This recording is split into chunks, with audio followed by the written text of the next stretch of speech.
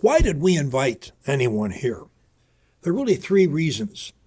One, we want to discuss the problem that has put 70 million lives basically in free fall. They suffer few to no relationships. They have difficulty obtaining and holding jobs. They tend to live in isolation. Second reason for this meeting is to share some good news about solutions to this heretofore purportedly insoluble problem. And the third reason is to enlist some local support for what we're doing. I'm a Bermudian. I became one in 2016. I've lived here 35 years. Rick Hawk's a Bermudian. This meeting was Rick's idea, though I would have thought of it myself eventually, I hope. But in any event, we want to enlist some local support in our cause. Our cause is to kick stuttering off the planet and to do it for the least possible cost for stutterers. We have a charity, the World Stop Stuttering Association. It's registered with the IRS 501c3, and I fund its losses. And I'm happy to do it, but I won't be here forever. I would say, too, that the fact that I stumbled into these solutions and that I am a Bermudian, I have no interest in a legacy because I won't be here to enjoy it, and I don't need anything from it. I don't want anything from it. All I want is people to stop stuttering, and we're helping them do it in droves. I think the fact that I am a Bermudian and I love Bermuda, I've been here 35 years, and I truly love it. It's home to me. It has been forever, it seems like. And if there's any credit to a nerd of what I've done or I'm doing, I'm hoping that Bermuda can somehow share in it. And that involves people such as yourselves who are involved in one way or another in the speech world in Bermuda. So, three problems we want to discuss tonight. First is the just mentioned 70 million plus people who stutter, PWS, plus many times that number who suffer severe speech anxiety, in some cases so severe that they will not talk. Not only in public, they won't talk to a group of 10 or 5. I have people who have told me I can talk at a cocktail party, but when the second person comes up, I shut down. And it's a serious problem for people. If you don't have it, it's very difficult to understand it or appreciate it, but believe me, it's there.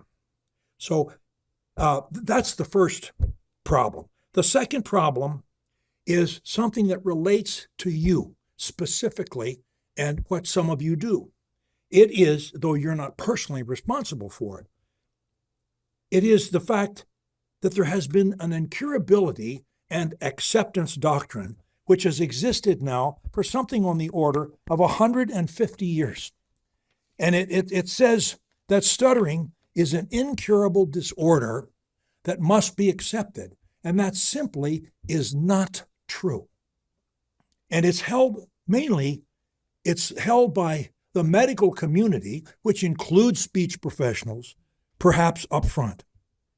And I sympathize with their feeling about the matter because the way they try and solve the problem will not work. And unless they change their ways, it's never going to work. And I'm hoping that they will change their ways.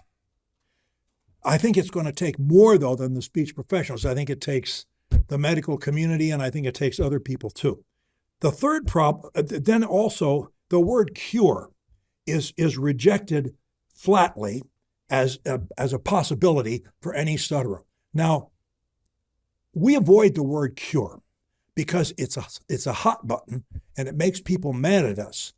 I think I'm cured, but what we say we do is we help people stop stuttering. We help them stop appearing to be speech disabled by stuttering. And stuttering basically is repeats, or it's forced words like this, or it's abject silences. What is your name?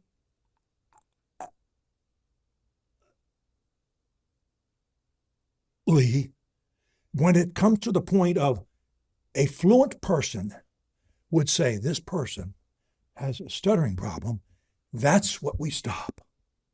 They don't do that anymore. Our methods enable them not to do that anymore. And eventually, they talk the way I'm talking now. Now, we have hundreds of documented cases to prove it. Why is there an incurability doctrine? Why do so many people believe that stuttering is a life sentence? We see 4 reasons. First, and this is no one's fault, 90% of speech therapists who try to help PWS never stuttered. That's not a crime, but you cannot, in my humble opinion, understand this problem if you never stuttered. I think if you read some of the things we've written, you can come a lot closer to getting it. But not ever stuttering is like trying to teach golf when you've never been on a golf course. 90%. How do we know that? We don't. Hundreds of stutterers have told me that their speech therapist did not stutter. That's how I know. And 10% of them said, well, yes, they stuttered, but they still stutter. So 90% didn't stutter, don't understand the problem. And then the other 10% stutter and can't understand the solutions. As a result, their therapies fail. They come out, a success story is, I feel so much better when I stutter now. That's not a success story to me. I want them to blend seamlessly in the fluent world, this group and any other group, and they jolly well can do it. 90%. Really, I think close to all of them can. There's a lot to do with how much you're willing to try and how patient you are and how determined you are. You need some of that. In any event, the 4th reason is that many programs offer solutions that are generally created by non-stutterers. They may not have any speech training at all, but they offer programs, and they're non-stutterers or people who still stutter, and they're in business to make a profit. And I don't criticize that. I think they're trying, and God bless them. But it's not when they didn't stutter, they suffer that same problem. They come up with therapies that are ridiculous. One program, and it's a major program, I'm not going to mention it by name, but if I did, you'd know it, says they want you to go out every day and talk and with at least 4 people. Well, if the person is still stuttering, that compounds the problem. That's like ripping open a wound that you're trying to let heal. You can't do that. You got to find a way to not talk to that person until you can talk to them. So in any event, they also offer mechanical devices that don't work. I know that because I've got lots of our students have had those mechanical devices. They don't work. If they work for a little while, maybe a sort of playing your voice in your ear like an echo and so forth, but they don't solve the problem. They also suggest pills, some people even alcohol. These are not solutions. They're not helping. Conversely, our program is run exclusively by ex-stutterers. The contrary evidence that suggests stuttering can be stopped. There is a veritable mountain of evidence coming from our program, which proves that stuttering can be stopped. Yet stuttering associations and online stuttering communities like Reddit, the stuttering community, stuttering arena, on, they do not want to share any information concerning our program. They will not allow us to speak as I'm speaking here today. They will not, they criticize us online, and they will block our comments, explanatory comments. In other words, we have no free speech. It's attack, attack, attack, and the defendant is not allowed to speak. And that's the way it works. And that's what's going on. Interestingly, it has been said by speech professionals correctly that 5% of all children stutter. 5%. And that 80% of the 5 outgrow stuttering, leaving 1% of the 5 stuttering. I believe that as well. In other words, they're conceding that millions of people beat stuttering on their own. Now, there's a reason why people outgrow stuttering. And I think I know a lot of reasons why they can outgrow stuttering. But those same reasons can be made available to people who do not outgrow stuttering. The fact that millions of young people simply outgrow the problem suggests that others should be able to find ways to outgrow it as well. Now, nearly all PWS are situational stutterers. This is why most of us run into very few stutterers. Like one of my best friends told me, Lee, I've never known a stutterer. And I said, Tom, you've known hundreds of stutterers. They just don't stutter around you, man. Number one, you don't make them nervous, or they don't talk if you do. So they don't stutter around you. My family never heard me stutter. I couldn't say squat in school. Nothing. They never heard me stutter. They thought I was making it up. And I never had any treatment either till I was grown and got it on my own. The fact that, okay, so situational stutterers, the good news about that is a situational stutterer on the scale of stuttering from 1% to 100%, a mute who can't say anything. Most of them are in this middle area. They're situational stutterers. And at least half the time, they don't stutter. Well, in other words, half of their speech zones are stutter-free, which is a wonderful place. That's a great platform to build on. That's where you want to talk, where you're stutter-free. And you gradually work into the next most least pressured area just above where you are. So our methods urge speaking in stutter-free zones, and they provide methods. This is very important. We've stumbled on, through trial and error, a number of things that you can do to avoid appearing to be a stutterer, even when you're in a pressure zone. Not necessarily all pressure zones. We may have to avoid some for a little bit later. We take them kind of one at a time. We have what we call a fluency ladder, and the zones are depending upon you and your stuttering severity and tenure and nature, and they're all different. The best zone for you and the next best zone and the next best. Usually on the very top, it's public speaking. It's what I'm doing now. This is the last thing most stutterers can do. Now, okay, our proofs. What are our proofs? I personally have done 7,000 one-hour coaching sessions in the last 7 years. All no charge. And as a result, I've helped hundreds of people stop stuttering. The first 100 or so, it never occurred to me to document them. This is not a business for me. I've stumbled into this and figured this out. And I want to help. That's it. So I began to document the cases, and I've documented a couple hundred of them. And we have videos and texts and so forth, and we can prove that we've got, a couple hundred people have literally stopped stuttering.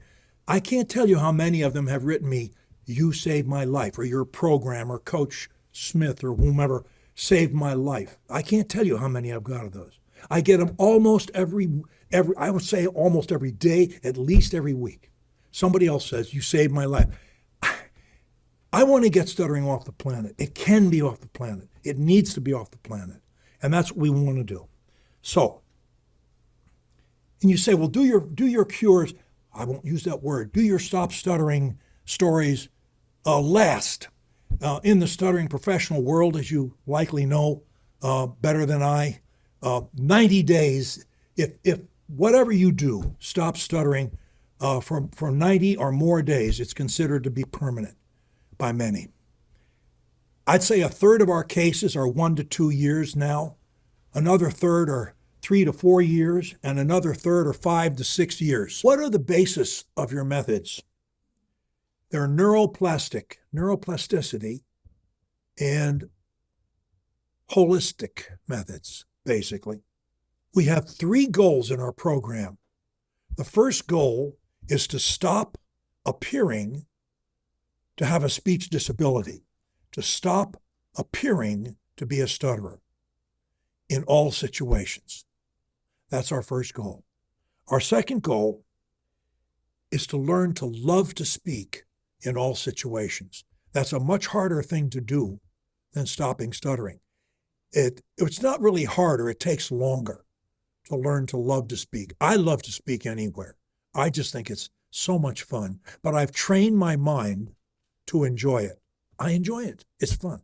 So it's not a problem for me. It's an opportunity and a blessing, but I've trained my mind to do it.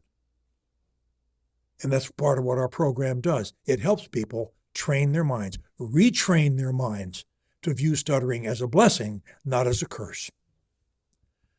And finally, when we have stopped our stuttering and when we have learned to love to speak everywhere, then we start working on all the other human problems that bother you and me and everybody you know. Anger, anxiety, jealousy, hatred, greed, laziness, insomnia, headaches, Lord knows. We work on all those things through the same mind training, neuroplastic methods. And it helps a lot. Does it make us perfect? Of course not. Does it make us infinitely better people than we were otherwise? Absolutely. Can we then say, as I can say with impunity, stuttering was a great blessing in my life? Now, 100 years ago, we talk about neuroplasticity. 100 years ago, or maybe even 50 years ago, the medical community said the human mind is hardwired at birth. They then changed it to it's hardwired at age 5. They're learning. And then I think they changed it to age 10 and then age 28. And finally, around the year 2000, the medical community more or less came to conclude that the human brain is never hardwired. We can reprogram it as long as we live. And that's a wonderful thing. They tell us the brain, neuroplasticity, they tell us the brain is like putty and can be reshaped and reprogrammed all of our lives, even into the 90s. When I tried my first case in court at age 25 or 6, and I couldn't say my name or my client's name or anything else, and I knew that my legal career was basically over.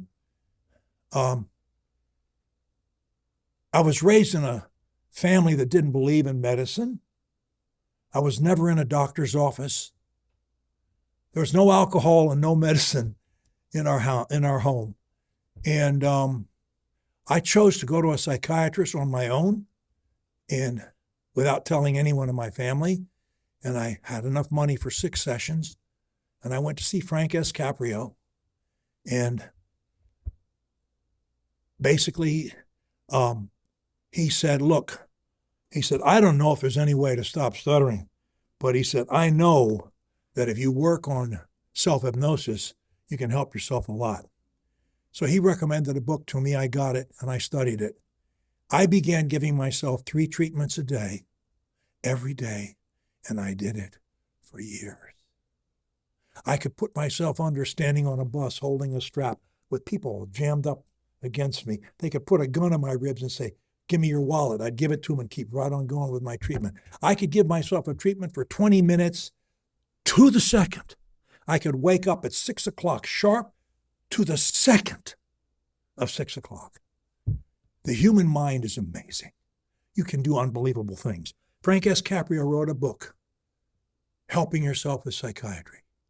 And in it, he said something that I put in the front of all my books. I have the dedication. All my books are dedicated, it says, to you, the reader. They're all dedicated to you. And what does it say? It says, we have free choice to accept or reject thoughts. Nothing compels us to think anything except our own desires. So use your mental switch and dictate your thoughts. Believe that you can improve, and you will. That is the foundation of our methods, and it works. How does neuroplasticity work? Neurologists tell us the most repeated thought becomes our dominant thought. And our dominant thought is our reality. And our reality is who we are. They also tell us that when we repeat these thoughts, we wish to be our dominant thoughts. If we will visualize ourselves doing or being what we say, it's ever more effective. So I would say things to myself like, when I speak, calm floods my body. When I speak, calm floods my body. When I speak, calm floods my body. I said them all 20 times. I'll tell you why later. I would say, I love to speak. I love to say my name, Lee. I love to speak. I love to say my name, Lee. I see myself in court. I love to speak. I love to say my name, Lee. The audience does not change my ability to speak. And it does not change anyone's ability to speak. And we learn that, and we teach ourselves that, and we become fine speakers. What methods do we use specifically to train or retrain or program our minds? Well, first, we keep in mind that the human brain is 5% conscious and 95% subconscious. We learn that the conscious brain sleeps at night. The subconscious brain does not. It's open for business. Program me. The difference between our brains and a computer is very little. Computers transmit and receive data. So does the human mind. It never stops. A computer, if you don't program it and update it and redo the handshakes and so forth, it won't work. Your human mind will work, and it will keep programming itself. The problem is we let the environment program it for us. We live our lives much like the person who's driving a car at full speed in traffic, holding onto the steering wheel, his brain, and he lets go of the steering wheel and he says, I hope it works out. Really? Well, we're back to Dr. Caprio. We need to flip our switch and dictate our thoughts. So, what methods do we use? Self-hypnosis, autosuggestion, or meditation are the three methods we use. Self-hypnosis is the best, but it takes some personal training. Not everybody wants to do it. Self-hypnosis deals with the subconscious mind. Autosuggestion is talking to your brain, simply saying, when I speak, calm floods my body, as an example. I say it enough, and the principles of neuroplasticity will kick in. There's a great psychologist, a pharmacist turned psychologist, the father of modern autosuggestion, in the 1800s by the name of Emile Coué. You may have heard his famous line, every day, in every way, I grow better and better. Well, that he believed that you should have, he called them affirmations, and he recommended 10 affirmations that be said 20 times each in succession. So it's the repetition and the visualization that works. Autosuggestion methods it can be done, self-hypnosis needs to be done in a very relaxed state like meditation. in a chair or something of that nature. Auto-suggestion can be done anywhere. You're driving to work, you're walking your dog, you're on a bus, you're at home, just being quiet, you're on a treadmill. It can be done anywhere. But it needs to be done, we recommend for everybody. I did 3 treatments a day. Before bed, which is recommended as the optimum time, because your mind, you program your mind, you go to sleep and it's there, it's fresh. And when you wake up, I did it during the midday as well. And we recommend to our students that consciously during the day, every negative thought they get about their speech, and later we extend it to other things, every negative thought they get about their speech, we drown in a flood of contrary positive affirmations. So they program themselves 20 minutes, 10 affirmations, 20 times each, twice a day, before bed and when they get up. And during the day, they aggressively reject and supplant negative thoughts with positive thoughts. And then the last method is meditation. And I think meditation is a wonderful thing, but we don't really use it because it's all the being relaxed is great, but it really seems to rely on inspiration for your thoughts. We know what we want to think. And for example, if any people come to me now, my students, but they come to me now after they've long beaten speech problems and they're dealing with life problems. And we develop affirmations that attack life. And those, we ask them to list the 10 things that bother them the most. And then we work on affirmations in the present tense that will contradict that negative problem. And the first one, we always use Emile Coué's, every day in every way, I grow better and better. The last one is mine. Today, I'll make a happy day. Today, I'll make a happy day. Today, I'll make a happy day. Today, I'll make a happy day. Today, I'll make a happy day. Now, whose job is it to make a happy day for me? There's no man, woman, or child that can do it. They can't give it to me and they can't take it from me. It's my job. Now, if I'm doing a bunch of evil things or being a lazy bum or a drunk or whatever, the things I say are not going to overcome it. But if I'm doing my best at my work, if I'm being a loving person, and if I'm doing my mind training, guess what? It's going to work. We have proved repeatedly, unequivocally, irrefutably, that the mind can be retrained to avoid the appearance of stuttering and to love to speak in all situations. I have written 6 stuttering-related books. This was my first book. Wrote it in 2015. It's 200 pages. It's titled Stuttering and Anxiety Self-Cures. I didn't know that I shouldn't use the word cure. Nobody told me. I thought I was cured, but whatever. And the subtitle is Become the Boss of Your Mind. This was my first book. This is where I put my email. I put my email address in all my books, and they write me. I did a second edition a year later that was twice this length, a third edition a year after that was 550 pages. And 2 years after that, I did this book, my magnum opus on stuttering, How to Stop Stuttering and Love Speaking. Expands all editions of Stuttering and Anxiety Self-Cures. In the center it says Mind Training and Neuroplasticity. And it has my motto at the bottom. If I can say one word, anywhere, anytime, I can say any word, anywhere, anytime. I've never had a stutterer disagree with that statement. Every single one of them buy it. I said, then you're hooked, man. You got to stay.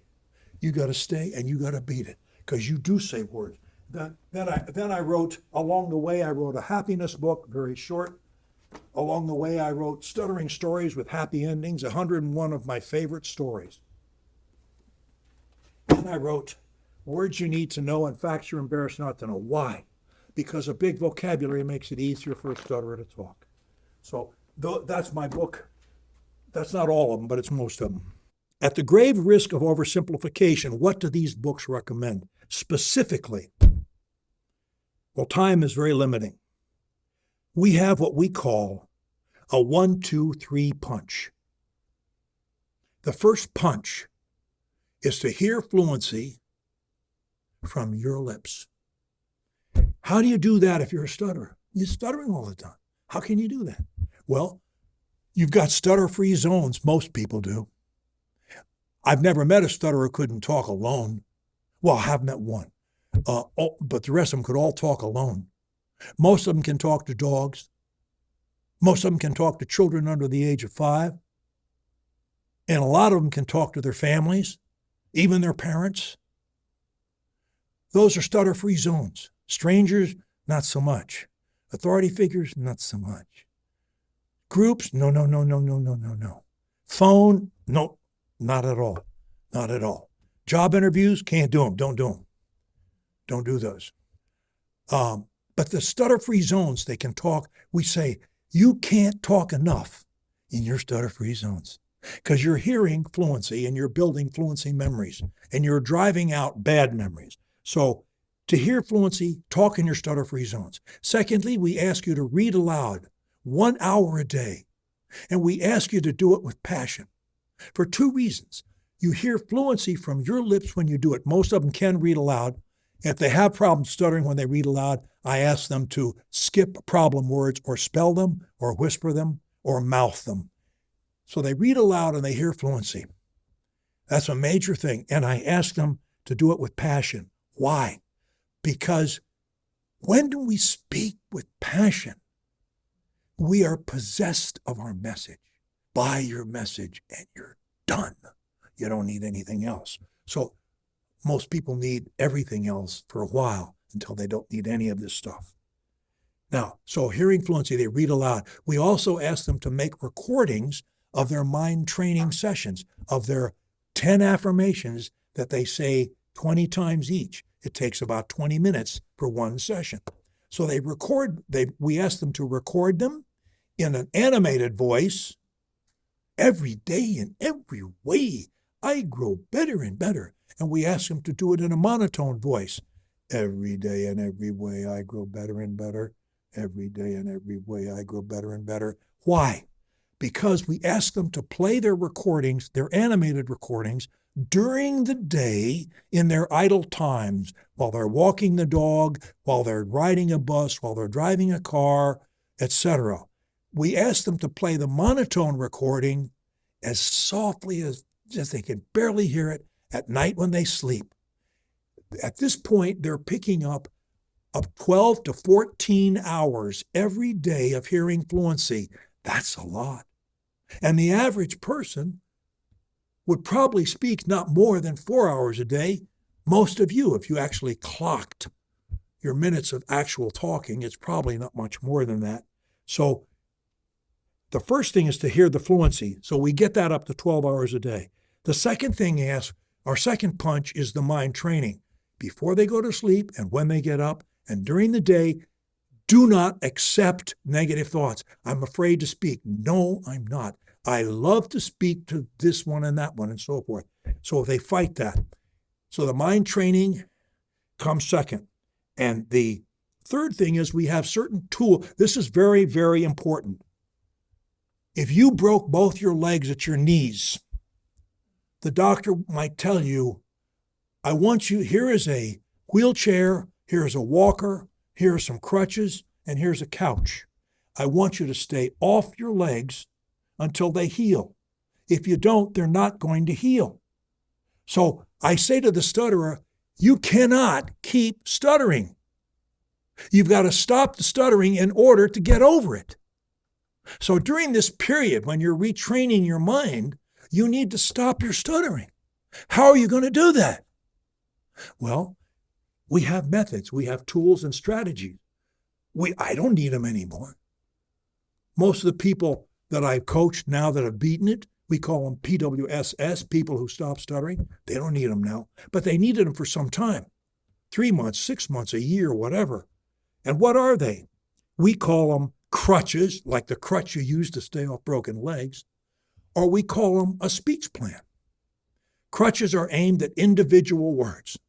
We have a host of them, all by trial and error, some of them invented by my students. Examples of them are drop the first letter of the problem word. Use a synonym, similar word or phrase. Skip the word or spell it. What's your name? L-E-E, Lee. I could do that. So I could spell it. Thirdly, or next, tell a story about the word. What's your name? Well, my parents were born in Scotland, but blah, blah, blah. And my name's Lee. Once I get talking, I can say it. Another one is rephrase or change the thought. Rephrase what I was going to say to avoid the problem word, or simply change the thought.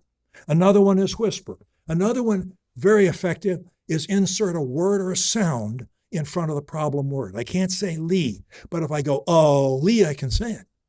Because when I go, oh, I break the block on the Lee. And if I connect them, I can always say it. I've never known a stutterer who couldn't. Oh, Lee, Lee.